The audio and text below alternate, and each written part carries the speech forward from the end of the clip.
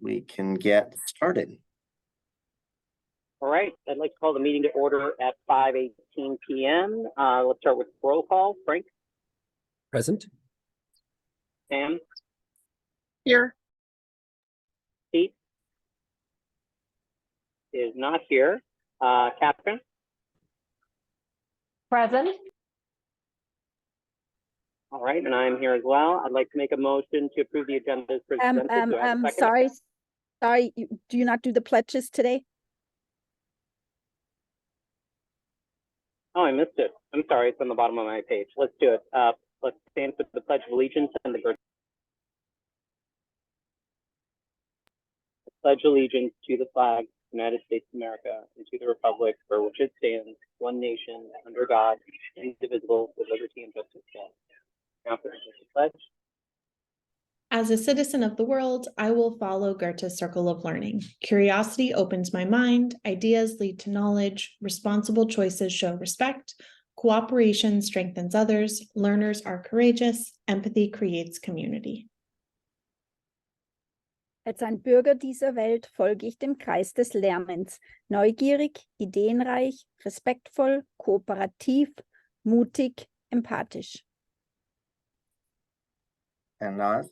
Como ciudadano del mundo, seguiré el círculo del aprendizaje, creatividad, ideas, respeto, colaboración, valor, empatía. Thank you, guys. Moving on, I'd like to make a motion to approve the agenda as presented. Do I have a second? Second. Oh, Motion, Sam. All right, all in favor? Frank? yes. Yes. Catherine? Yes. That is a yes for me. Moving on to public comment.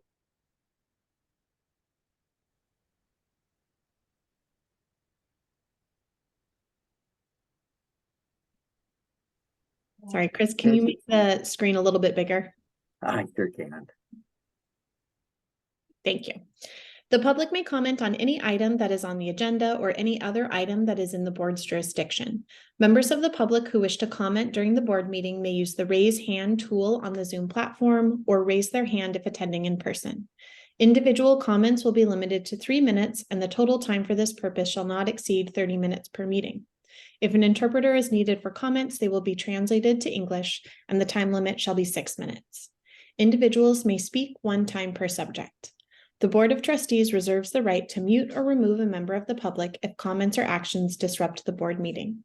Board members are prohibited from responding to or commenting on matters raised by the public that are not on the agenda. And at this time, it looks like there is no public comment via the Zoom. Chris, is there anyone in person there from the public? No.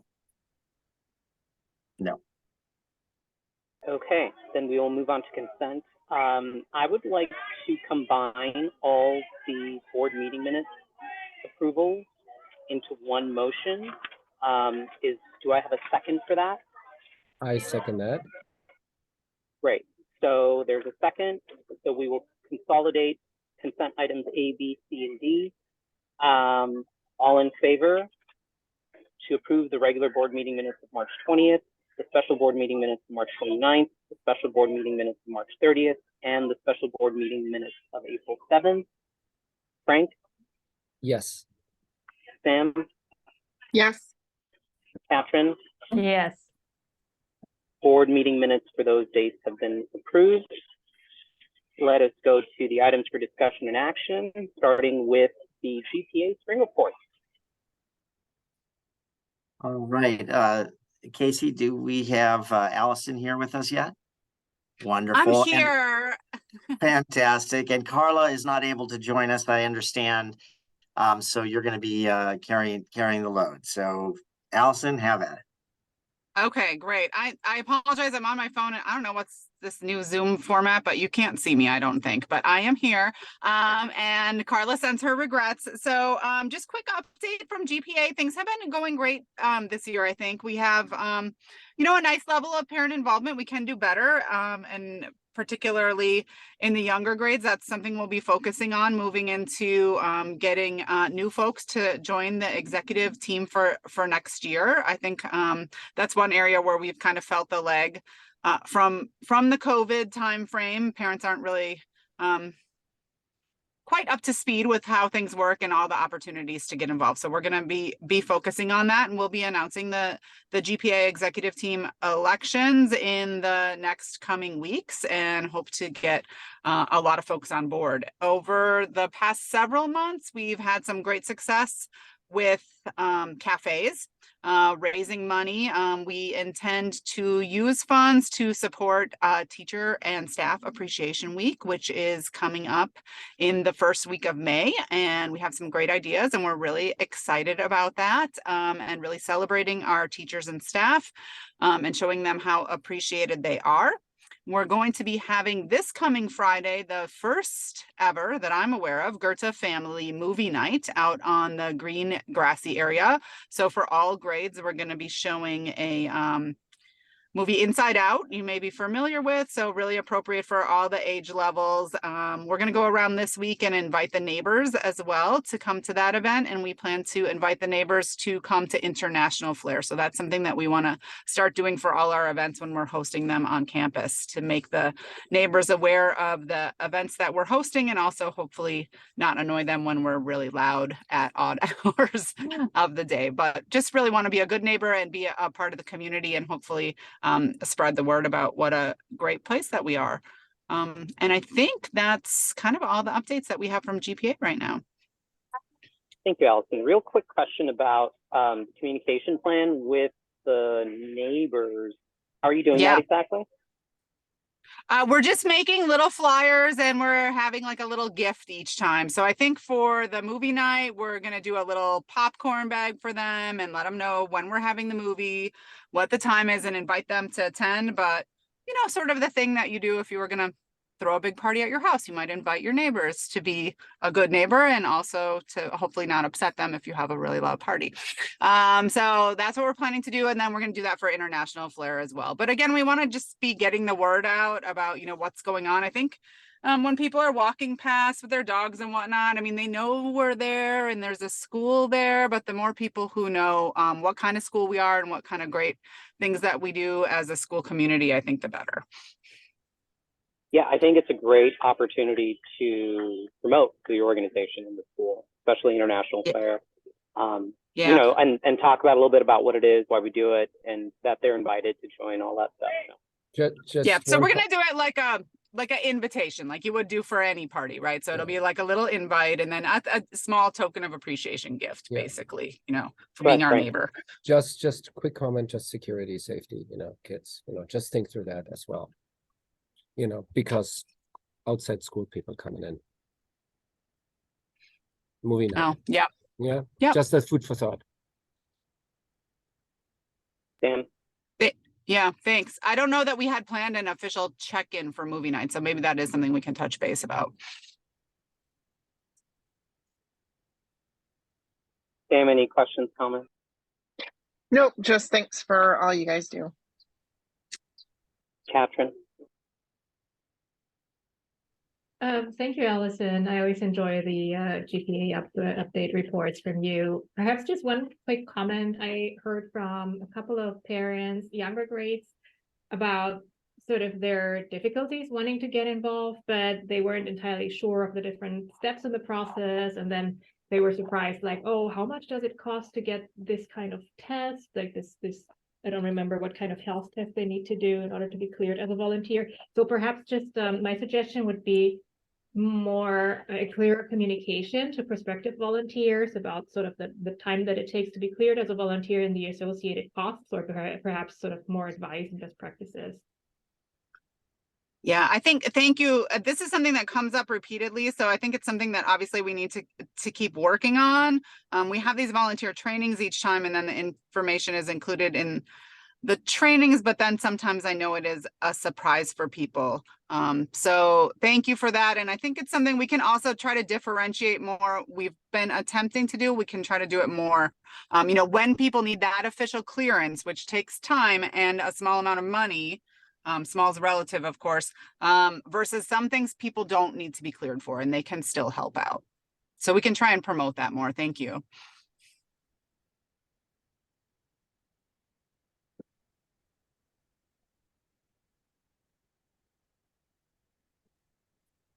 Oh, I'm afraid Yasir might be frozen there.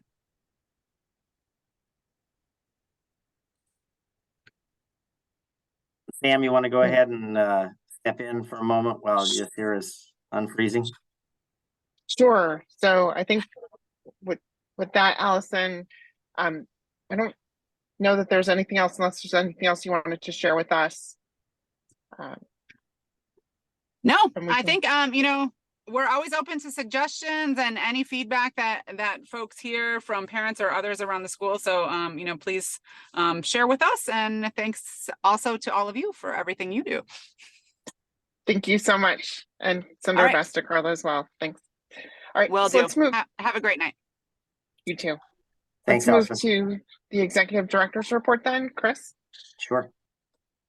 I always start out with budget, and so I'll dive right in, trying to move things right along. Keep in mind our budget is based on 391 students. That was what we changed when we did the revision. We currently have 402 students, which is the same as we had the previous month. Now there's a few gain, few loss in that time, but relatively little enrollment change. And being 11 students above budget, with P2, which is period 2 attendance, approaching is a good place to be. We'll still gain a little bit as we move forward each month and close out the financials for April, May, and June. So that's some good news there. And here's the specifics of where students are. So it's pretty even across the board. And although we've gained a couple in kindergarten, that's the one area where we're really well below where our projection was this year. Specifically, this brings us to the question of the lottery, which was held on April 11th. And we drew names with the assumption of 2 classes per grade in kindergarten up through 7th grade. In TK, we had assumption of 1 class, and in 8th grade, an assumption of 1 class. Our overall numbers of applications increased from 208 up to 267 from last year to this year. And the areas where we see growth happening most quickly is at TK level, which is interesting. As keep in mind, TK has been expanding its enrollment space, so we would expect that. But I think this growth is a little beyond what we expected, and we're not seeing as many in kindergarten. So I think that TK is siphoning off a little bit of the kindergarten enrollment, which seems to make some logical sense, but a little surprised at the level. Well, I'll show you the data in just a second. The other thing is I think is a positive trend is that upper elementary is also increasing. So here you can take a look and see across time what has been happening with the numbers in terms of lottery. And the let's see, you can see that the total lottery applications, we obviously had an effect when COVID occurred and a drop off that happened, and then we've been steadily moving up since then. But the other thing that's a part of this is TK expansion of the time frame from a December timeframe to now we're at April, and eventually it'll be June. But you can see that the numbers have shifted in a couple of things that are interesting in this. As we said, TK has grown, kindergarten has not, and so while we saw the drop off because of COVID, we haven't seen the full rebound of kindergarten. We do believe this year we will, heading into the new year, we'll be able to fill 2 classes of kindergarten fairly easily because if you recall, the year before, we only had 3 students rolling forward, and we have a full TK class of 21 students rolling forward into the kindergarten class. And we also had a number of siblings coming in as well. So that is, we feel pretty strong about those numbers. And what was really interesting is you can see the growth in the area of lottery applications in upper elementary, which has not been our experience in the past. It's not that means we're going to be able to, necessarily open another class, although that could be a possibility if we had space. Particularly the 4th grade is one that we might be able to do something with. But we can see that just the fact that those numbers are higher, I think gives us an opportunity to keep those classes at full levels, whereas before they had dropped down to 21 and 20 students in some cases. So we want to keep those classes at 24, 25. I think overall, this gives us an indication that there's a lot of there's interest in our school. There's, I think, some good word of mouth going on right now. I think that was very much helped by the California Distinguished School designation. But this is, I think, a good and positive trend with regard to lottery. I'll stop there with enrollment and lottery. Any questions or thoughts? Thanks. Yeah, just quick, I'll go on video here as well, so that everybody sees me. So a quick question here on the, not question, but observation. I think we need to look at the transitional kindergarten and kindergarten collectively. So would be adding up these numbers, they seem to be in the stable area. I think it would be interesting to see, the trend, the averages, if you were to convert the, like, where do we stand, for in the averages here, right? So, I mean, 2020, 2021 was an outlier, quite obviously, but, ever since we have been recovering. And so how much are we above the average? That's the critical question here, right? 2 comments, that's it. Sam? Thanks. I agree with Frank. I think it's worth looking at and understanding more how this transitional kindergarten combined with the kindergarten, really starts moving us forward. Because, if you add up the prior year's numbers, the 2022, 2023 TK plus kindergarten isn't really that far off between the numbers received this year in total.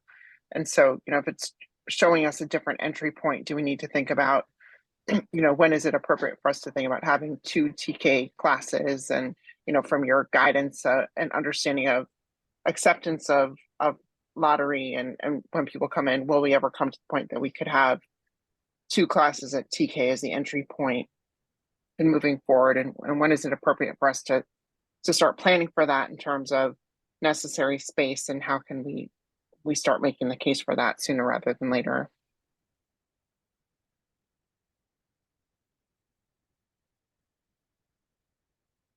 Katrin? I don't have any additional comments right now. No additional comments from me, Chris. Continue. All right, thank you.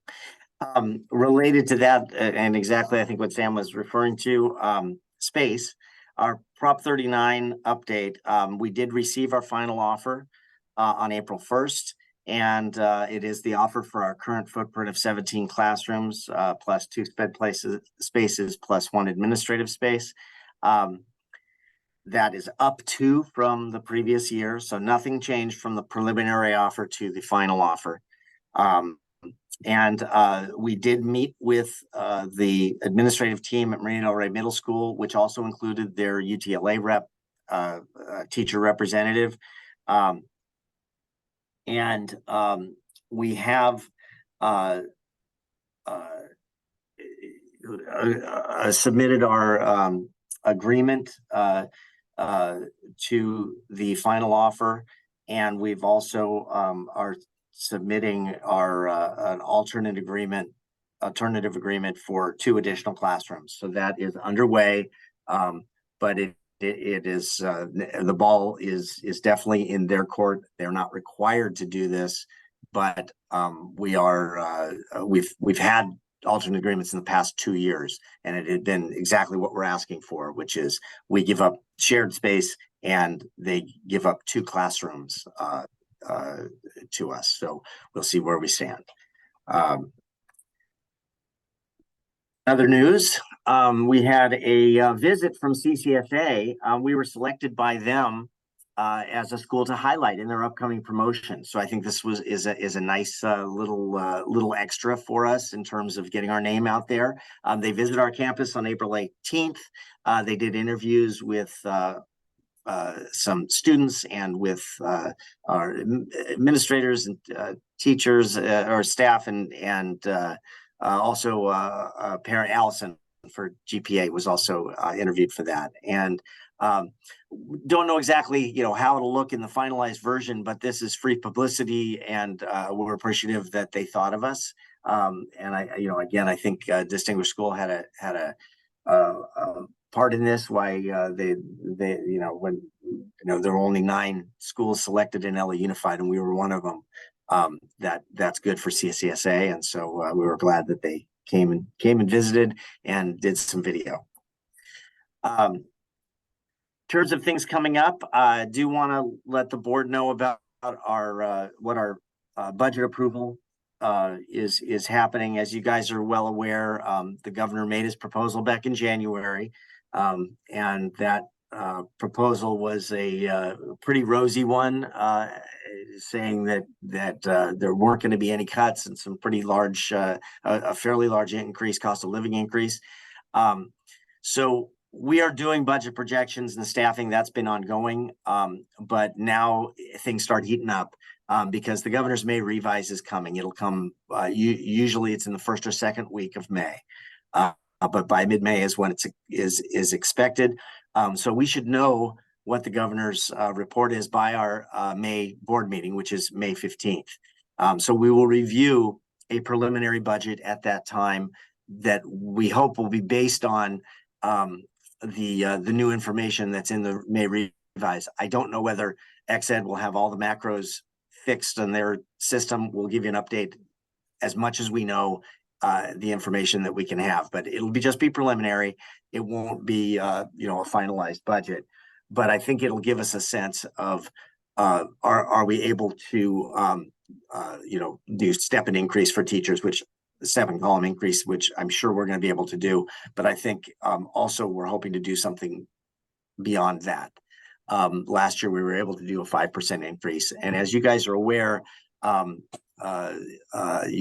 and LAUSD just settled, and they give a very large increase that's across multiple years, but it if it goes retroactive 7% of the time, we already because we're out ahead of it, we did a 5% for this past year, and so we're going to try to do our best to do what we can based on the money that we have. We're obviously a different situation than the very large LA Unified, and being a charter, we don't get funded the same way, but we still need to stay competitive. And so we'll be bringing that budget, the first look at that at the May 15th board meeting. We'll have a budget update on our first board meeting in June 12th, the first board meeting in June, which is our annual meeting. So we won't be finalizing the budget for that, but it will be, we'll have a chance if we have any updates or information, we can get that there. And then the approval of the LCAP, the budget education protection account, all which has to go in together at the same time. That'll be at our meeting on June 26th. So make sure that that's a really important one.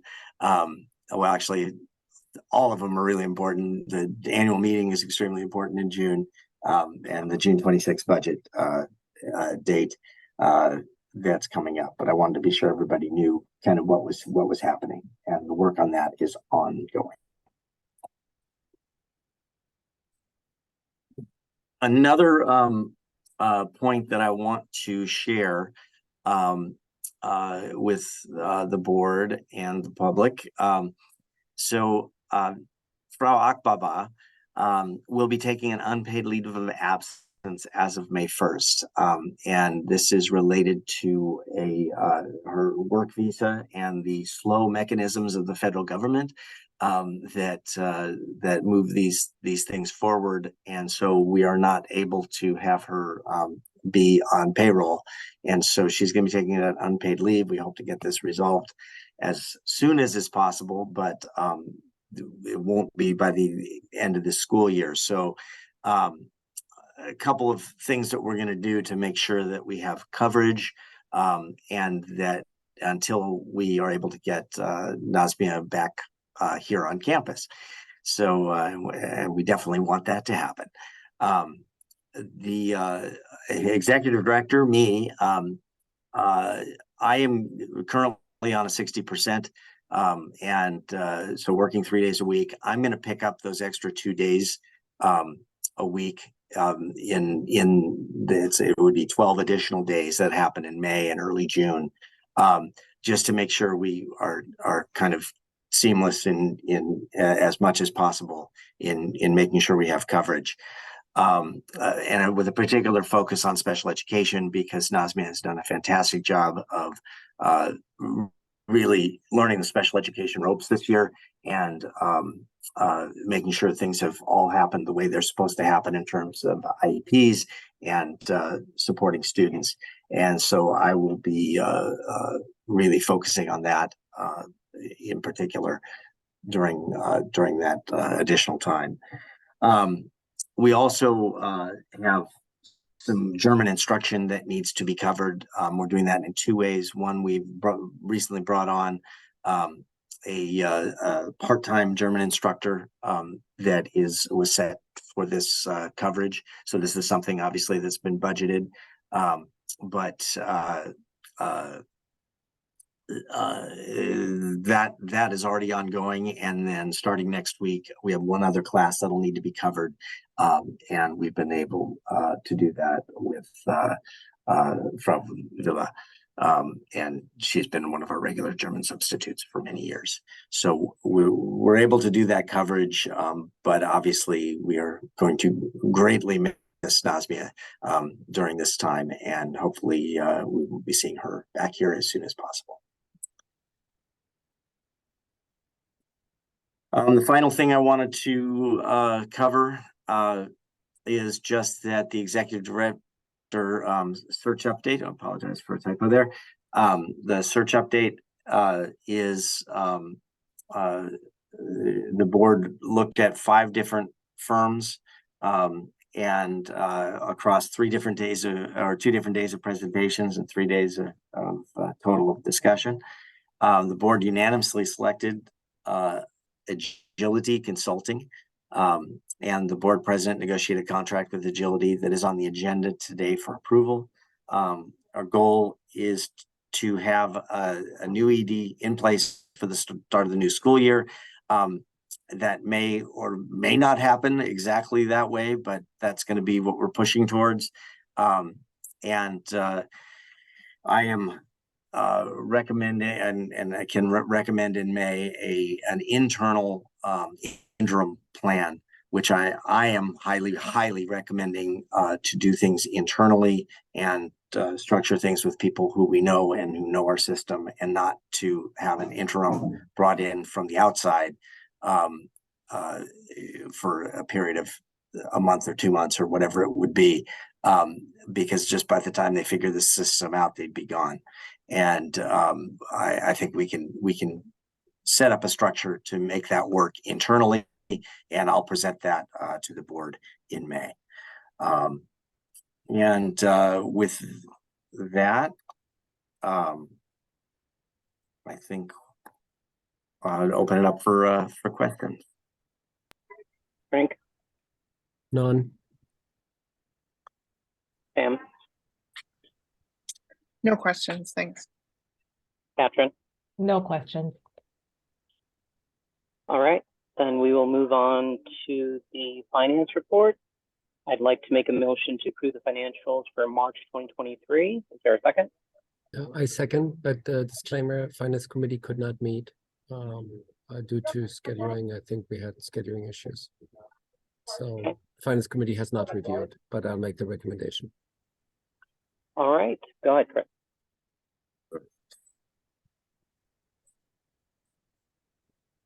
All right, do we have Ryan here?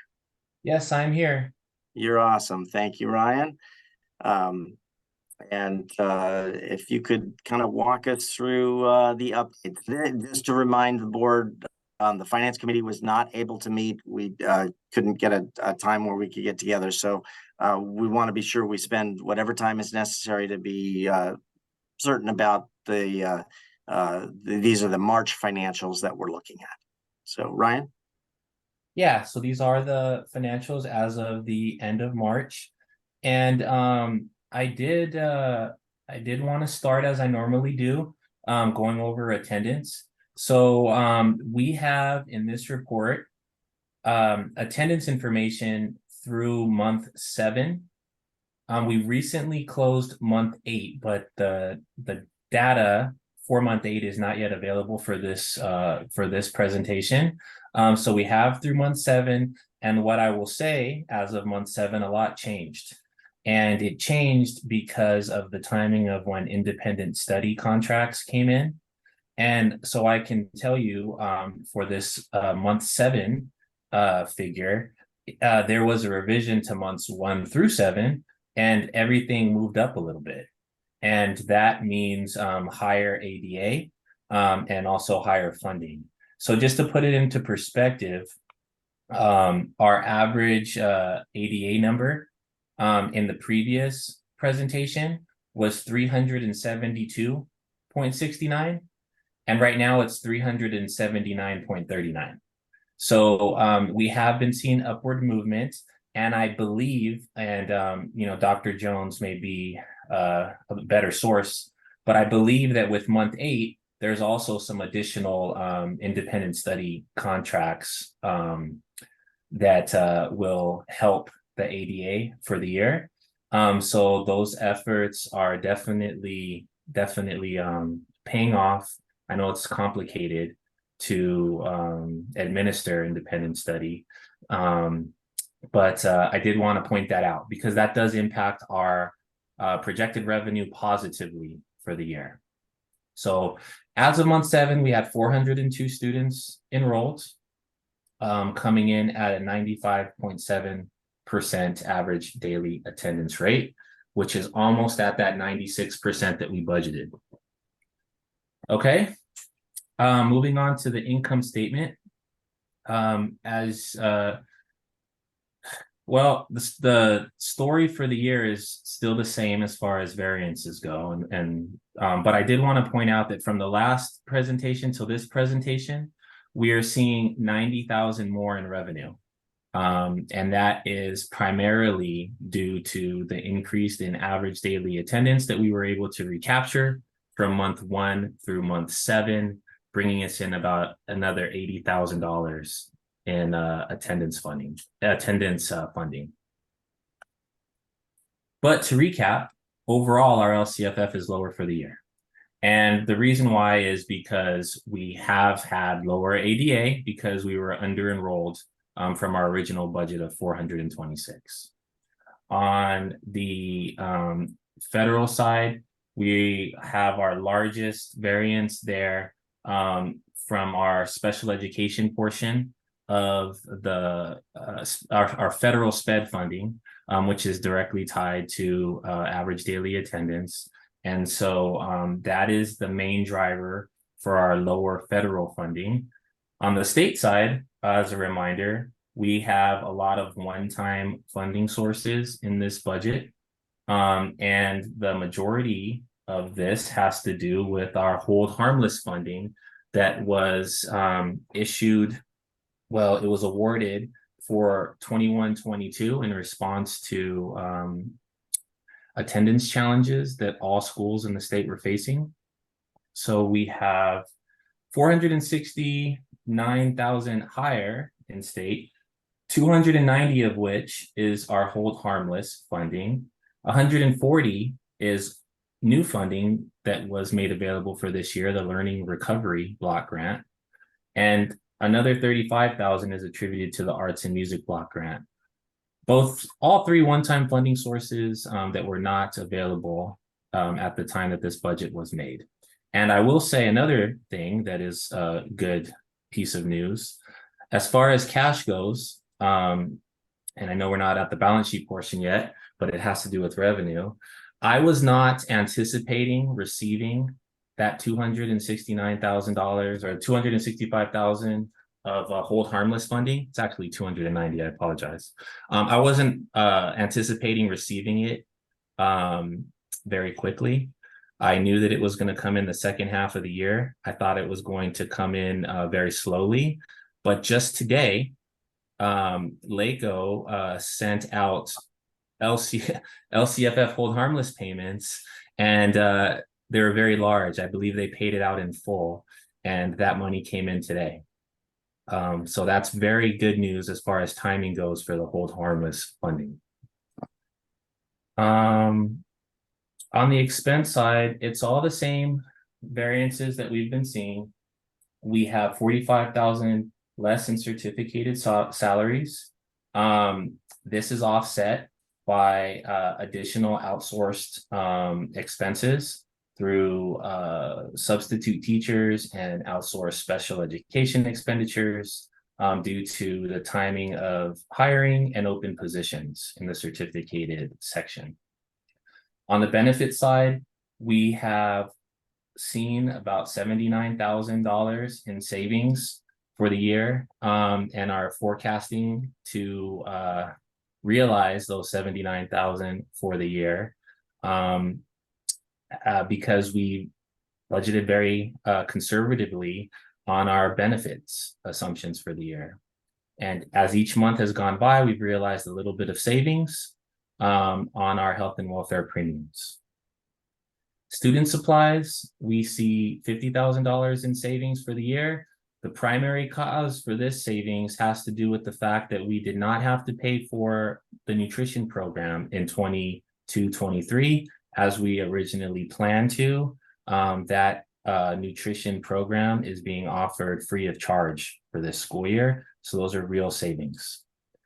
Operating expenditures, that's our largest variance, 193,000 higher than budget.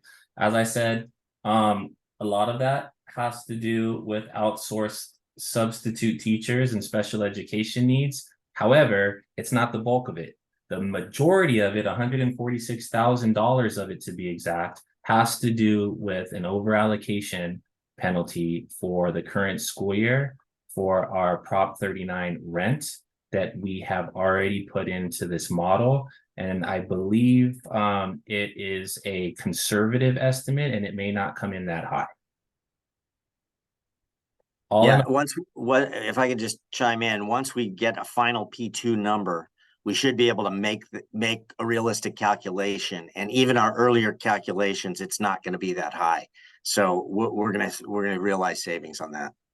Yeah, and P2 is referring to the period 2 attendance, which is the month 8, the end of month 8. So that's where we're going to calculate our period 2 attendance that will inform the final cost to LAUSD.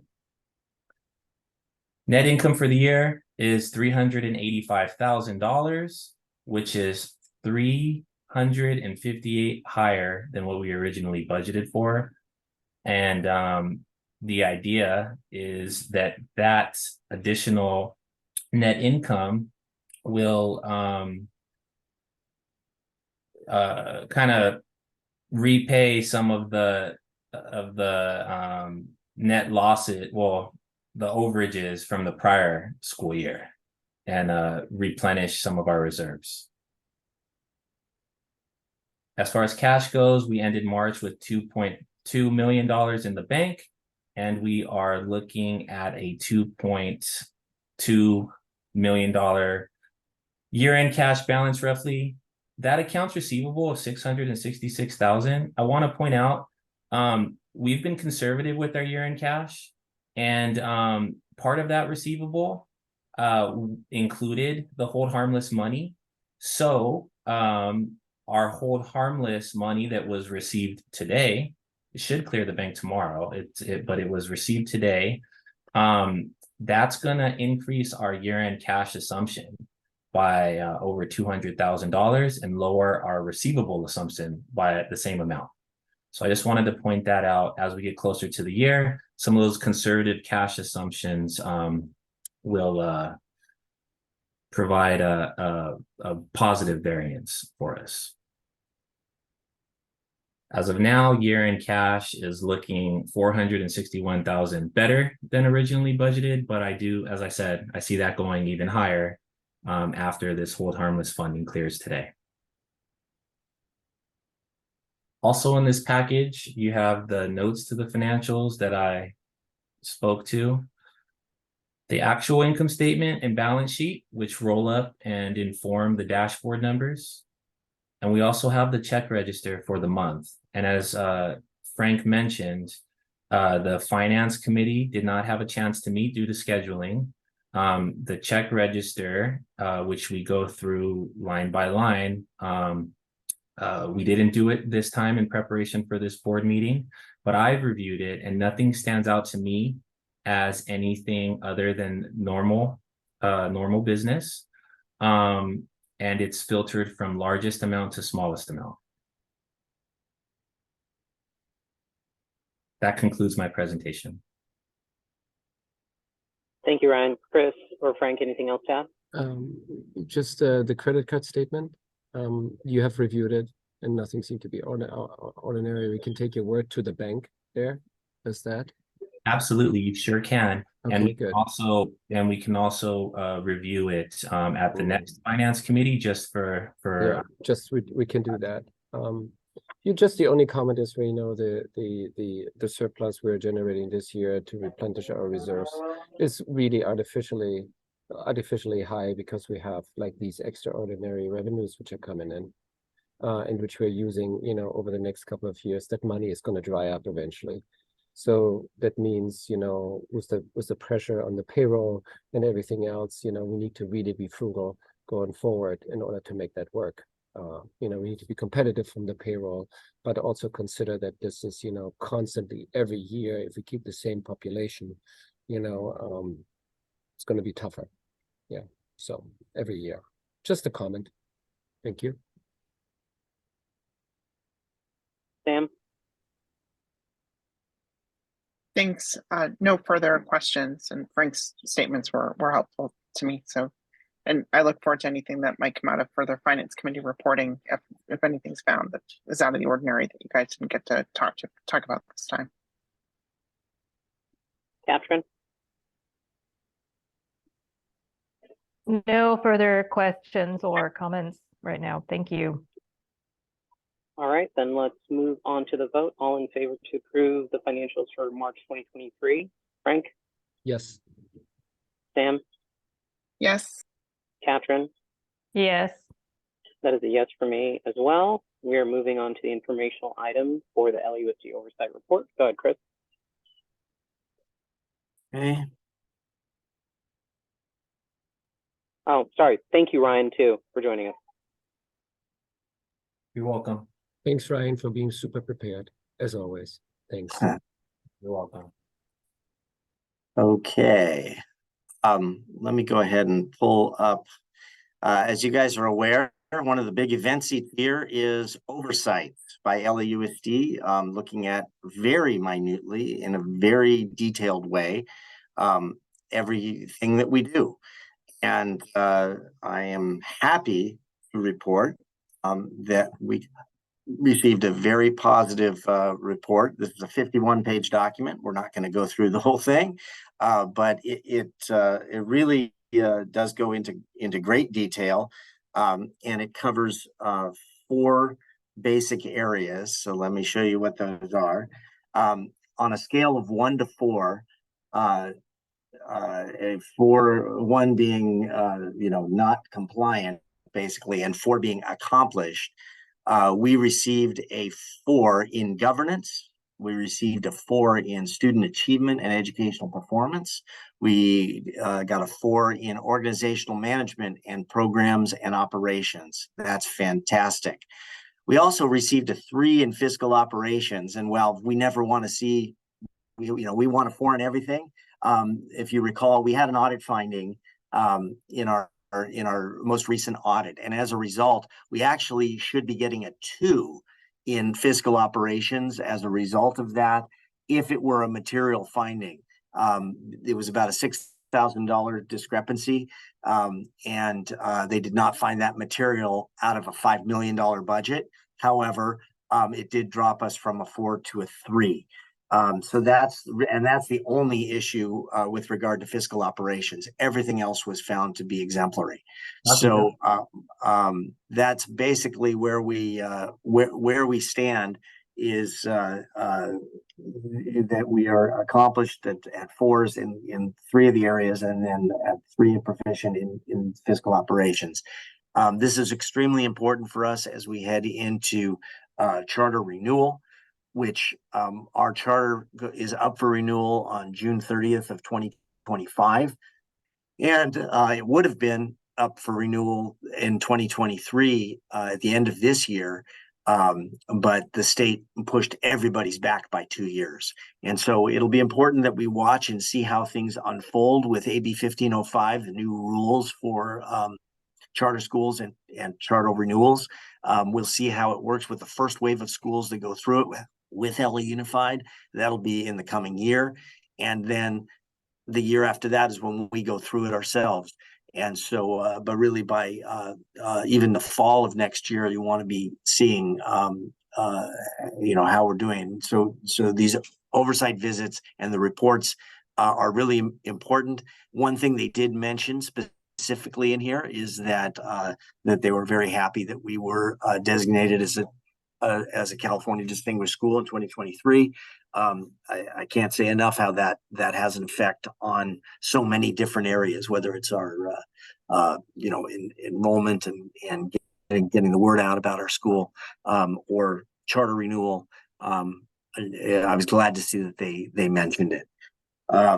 So any questions from the board? This is just informational. It's not anything you need to approve, but we want to be sure that you and the public are aware of how things went on our oversight visit, which was back in February 8th when they came. Yes, sir? No, I'm just, I think the last one, they nitpicked something, and I'm just super glad that we're back on track. So thank you, Chris. Frank? That we didn't get a 4 on fiscal, which falls under a little bit under my responsibility at the board. But other than that, congratulations. Can I comment also on that, Frank? Because it does relate to fiscal. I just wanted to point out, I'm so very happy that we were able to achieve a 3, because any audit finding of any type is an automatic 2 normally. But the school has, I believe, demonstrated a very strong adherence to the fiscal policies and procedures. And this section is usually 100% adherence to fiscal policies and procedures. And as Frank just said, he feels a little disappointed because this falls under his purview. And I just wanted to point out that the audit finding had nothing to do with adherence to fiscal policies and procedures. It had everything to do with student data, which informs the funding that we receive. And in your defense, and you're not asking for any support here, but I just wanted to point out, I think it's important that this isn't something that we would typically be able to find in a finance committee meeting. And I think that's important for the board to understand and acknowledge, because this is information that comes from student data. And again, I think that because we've shown such strong adherence to the fiscal policies and procedures, that automatic 2 that you normally would get for a audit finding was a 3, which I've never seen them award when there's an audit finding. So I didn't want to point that out.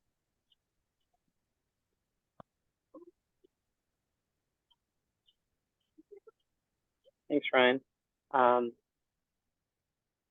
Sam, any comments? Thanks, Ryan, for that perspective. And, congratulations, Chris and team for achieving this. Of course, I joined the board during the pandemic, so I haven't been part of the oversight process before. So this is something that typically is done on an annual basis, or is this something that that we're, waiting that there's any further gap in it? No, it's done every year. Typically, it's conducted in February, Okay. and the administrative team spends weeks preparing for it, and we get our LAUSD authorized. Chris, what's their term? What's our representative? Just special name for them. Anyway, Just the coordinator. The coordinator, right? The charter school coordinator that's assigned to our school. They usually come with a financial expert, and they audit the books. They, do walkthroughs, checking the T's and the I's. Great. Thank you. Catherine? Thank you. I feel like we're getting a lot of positive updates and news today, from enrollment, from lottery numbers to these findings. So congratulations. I don't have any specific comments.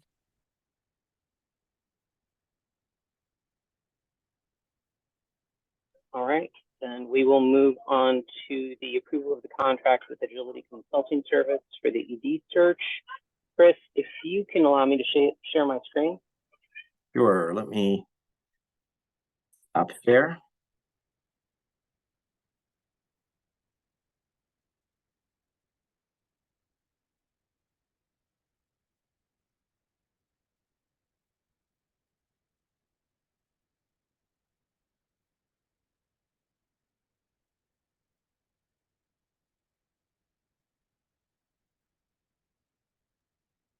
Can everyone see it? Yes. Okay. So a few major parts with the contract. I was able to negotiate the total fee down. Yes, Can you hear me? Can you do a motion, please, before you start discussing this? Oh, I'm sorry. Yes, I'd like to make a motion to approve the contract with Agility Consulting. Do I have a second? Second. And Sam? All right. So a few high-level things. I was able to negotiate the contract down to 55, down from 60. I was actually trying to get it even lower, but Christina, the managing partner's concern was they believe that they will have to conduct 2 separate searches. One to meet a June deadline, and potentially, if we don't have the candidate, to have a deadline to run another search in the fall. So I've noted that in the fees, that was included in the original $60,000 proposal. However, I don't want to nickel and dime them, but $1,500 is what they would potentially charge us the second time if we ran a search in the fall as well, in addition to the 55, but still not meeting the $60,000 original proposal. Some other things to consider, I highlighted them in the engagement deliverables as far as the number of one-on-one conversations, the surveys, focus groups, town hall typically done with the entire stakeholder group.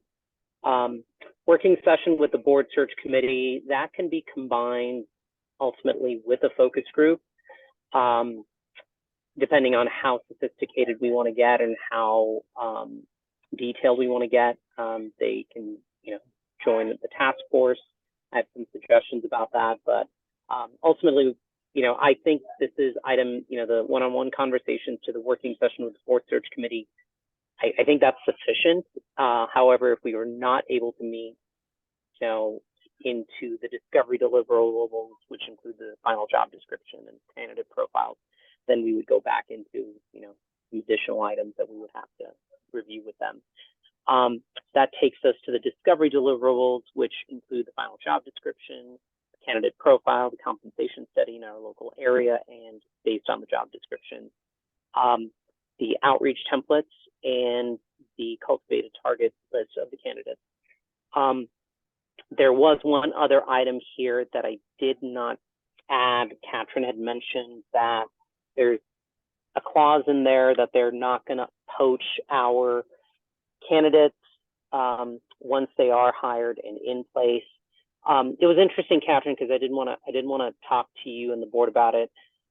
Christina's attitude was, so firstly, I tried to negotiate a 1-year warranty where, you know, if the candidate didn't stay, and her position was, if you can't make them stick after 6 months, it's not our fault. And so, which I don't know how I feel about it. I tend to agree, because it is our responsibility to make sure that we do our due diligence and hire the right person and that they know exactly what they're getting into, which also led me to the fact that they, you know, from a professional standpoint, I did not get the feeling that we need to write that into the contract, that they would be poaching our candidate. But if our candidate did leave with Agility, I don't know. I've never dealt with a recruitment company where I would exclude them from hiring them. So I'm going to stop talking, and I will hand it off to Frank and the rest of the board members. Your thoughts? I have no comments. I like the firm. Sam?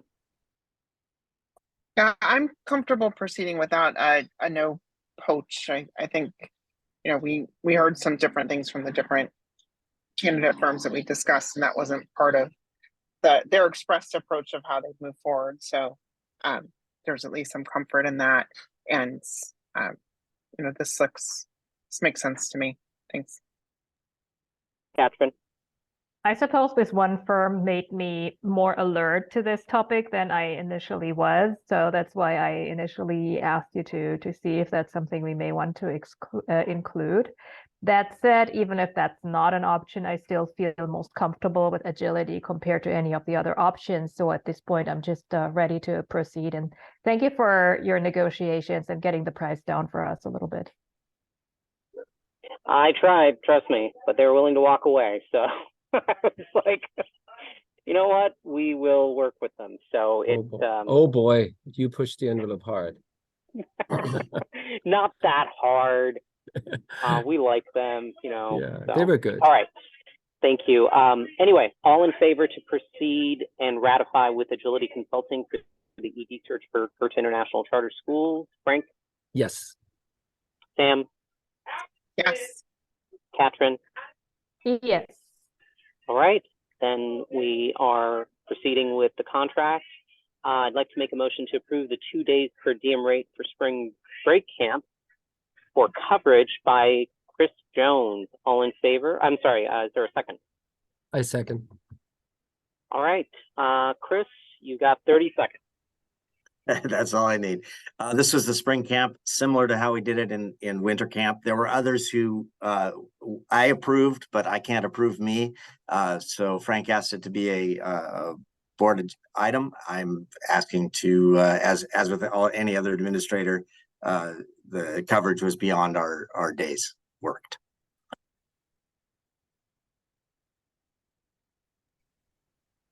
Thank you, Chris. All right, all in favor, Frank? Yes. Sam? Yes. Katrin? Yes. That is a yes for me. Moving on to the next item. Yes, Eric, would you stop the share on your end? Sure, give me 1 sec.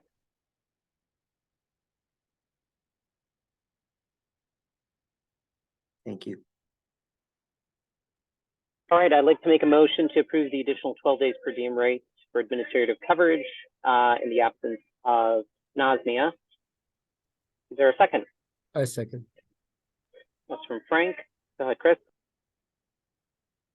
So related to what I shared in my ED report earlier, Nazmia will be on a leave of absence, and we are going to miss her incredibly during that time that she'll be away. We know that it won't be before the end of this school year, so we needed to figure out some coverage. So part of that we did internally with substitute teachers and bringing in a part-time teacher, and that was covered in terms of budgeted items. But I wanted to be sure it was clear. I've normally been working 3 days a week, but for this May until the last day of school in June, I'm going to go ahead and work 5 days a week so that we have more seamless coverage. And I have no problem doing that.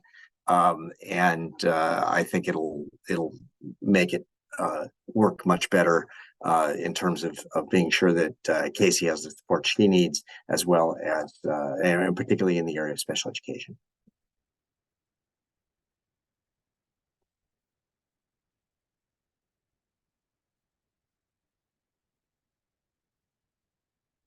Yes, sir.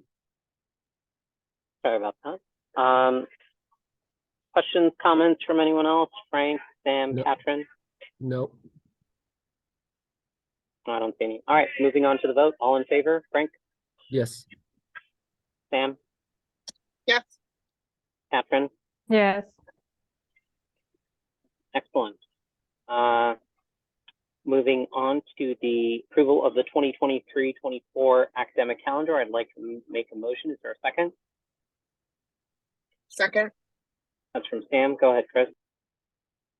All right, I'm going to pass this over to Casey, as I won't be the one dealing with that calendar next year. But LA Unified actually put forth 3 years worth of calendars, and the one for next year has an interesting hybrid that they created. And although we typically follow LAUSD's calendar, next year we are proposing we have a variation from it. So Casey, you want to explain that, and I'll go ahead and pull up the calendar. Yeah, thanks, Chris. So what the district is going to be moving towards is a 2-week winter break, as opposed to the 3-week winter break that they've had and that we also have always aligned with. For the next school year, 23-24, the district is doing a 2.5-week winter break. So they're not going from 3 down to 2. They're doing this kind of transitionary year. However, we feel like that would be really detrimental to our attendance on the 2 days at the beginning of what normally is our winter break, because we know we have a lot of families who travel during those 3 weeks. And so we would anticipate high absences on those 2 days that the district is including for their calendar. That would be at the beginning of our usual 3-week winter break. And so what we're proposing is that this year we stick with our 3-week winter break so that we don't open ourselves up to high student absences in the middle of the year when we're still right in the middle of all of our academic work, and then also would really be detrimental to our attendance rates for the year. And then the only other changes or adjustments to the proposed calendar that you see here versus what the district put out is the district is having their students start on a Monday, so Monday the 14th. We're saying that we should start on Tuesday. That has worked really well in past years to have Monday no school, where we can do the meet and greet the day before, and then on Tuesday have our students start for their official first day of school. And so we'd like to keep with that Tuesday start date. That also gives us a little bit longer in the summer to make sure we're all prepared and ready for the year. And then the only other difference is something that some district schools will be doing and some district schools will not be doing. And that is taking a staff development day at the end of, right when we return from winter break. So Tuesday, January 8th, you'll see we've got a teacher work day there. That would be a no school day for students, but staff would come in. We did not have that this year, but we did do that last year, and the district did that as well. And that was such a great professional development time for our staff. And so since the district is making that an option again, we wanted to take advantage of that. So with the 2 days in winter that we would keep with our winter break, and with starting on a Tuesday and then having that Monday, the 8th, as a staff development day, that puts us with ending on Monday, June 10th. So a similar end time to what we are doing this year for our calendar. But other than that, all of the other unassigned days and holidays are in alignment with the districts. Frank, questions, comments? None? Sam? Thanks. So Casey, just so I understand, is the LAUSD schedule itself then ending earlier than ours? So are they ending in that first week of June, but we're holding over for a day into it? Yeah, so their schools are either ending on Wednesday or Thursday, so the 5th or the 6th. But then since Okay. we've got the 2 days in the winter, then we've got Friday and Saturday. I'm sorry, Friday and Monday. So that's how we make up for those instructional days that we're choosing to take away from the winter break. Great, thank you. Catherine? No, looks good. Thanks, Casey. All right, and no questions from me. Thank you, Casey, for the succinct explanation. All in favor to approve the 2023-24 academic calendar? Frank? Yes. Sam? Yes. Catherine? Yes. And that is a yes for me. Next steps and follow-up meeting times. The board should meet with Agility. I cannot imagine we would exceed a half an hour to make sure that we identify the task force, focus groups, and some timelines. Well, half an hour, not to exceed an hour, I'll be honest, unless we have lots of discussion. But I cannot see it exceeding 1 hour to vote on the task force, focus group, timeline, and some sessions with Agility. So I would like to ask, I know everyone's super busy and quorum's been tough last couple of weeks, for an hour of the board members' time. Today is Tuesday, preferably maybe early next week, if possible. I am fine during the day, or this time is also good. So I will open it up to discussion. Frank? This extra curriculum activity is killing me a little bit, but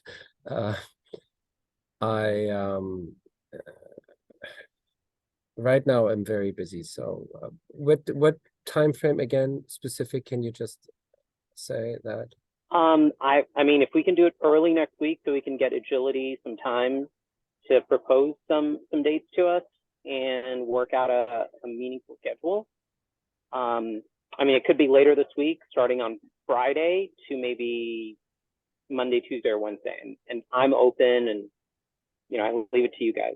Sounds like, Frank, you're probably the busiest, and Sam is probably the busiest. Until Actually, you guys are all busy. What am I talking about? So no, but my problem is always until the everything around the end of the month is really a bit difficult for me, really difficult. So I can't commit to anything. So let me take a look at my calendar here. So if we don't do the end of the month, the 1st or the 2nd of May, is that better? May the 2nd is a Tuesday. Yes, I can do May the 2nd. And then the next week I'm actually out of town. So that won't work. Sam and Catherine, May the 2nd. Is that a good day? It depends on the time of day. Did we say early in the day? Up to you guys. I can do 9, I can do 10. 10 a.m. is proposed Tuesday, May 2nd. I can do the 10th I can do the 2nd at 10. That works. So quick question. Is that an open board meeting? Because if 3 of you meet, then it's a board meeting. It is, So it is that an open means- meeting, yes. So that means that someone needs to be there to take the minutes and all that. So it, okay. And it needs to be posted. So you'll give me the agenda and everything that can be done on time. Yeah, but not more than an hour, right? That's what we said. Not to exceed, yep. Not to exceed an hour board meeting, and I'll block my calendar right away. I agree Catherine? with May 2nd at 10 a.m. I can make that happen. Yeah, let's do it. Is there a backup time on May 2nd that would work just in No. case? Noon to 1. Do I get any seconds for that? I'm good, yeah. Yeah, I can hold that. Or Okay. that can be a backup.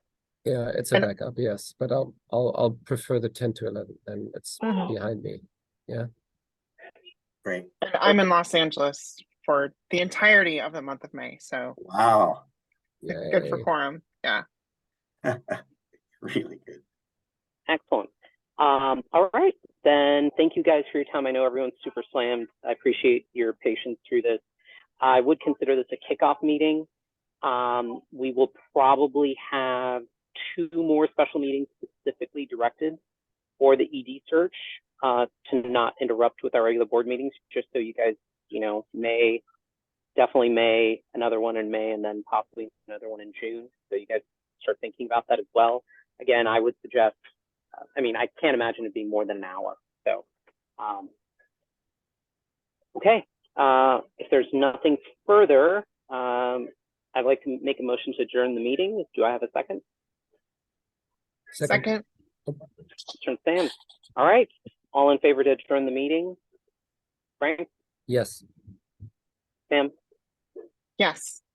Katrin. Yes. All right. And that is a yes for me. Meeting is adjourned at 6:29 p.m. Thank you, everyone.